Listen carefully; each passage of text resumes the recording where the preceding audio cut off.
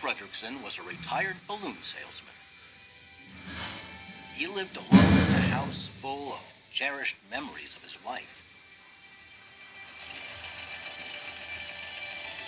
So, when some builders wanted to buy his house, he refused to move away.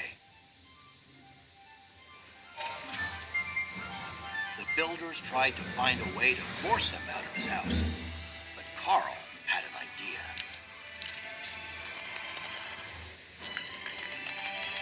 He decided to fly his house to Paradise Falls in South America, because that's where his wife had always wanted to go.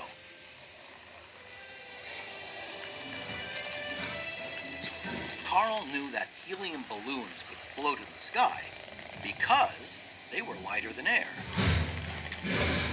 Since his house was heavy, Carl had to string thousands of balloons to his chimney so the house could float away. Words such as because, since, and so help us establish the relationship between cause and effect.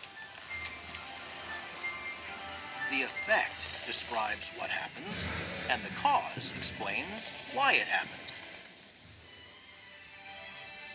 Let's learn how to establish cause and effect relationships so we can understand the reasons behind things happening around us.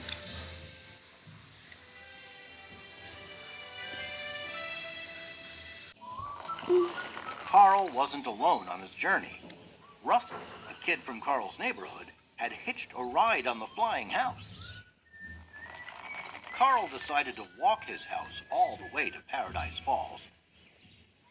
The balloons would soon run out of helium, so Carl hurried Russell along.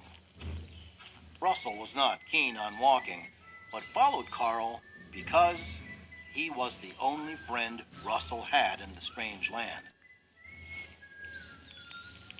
But soon, Russell made some unexpected friends. Along the way, Carl made friends with them too.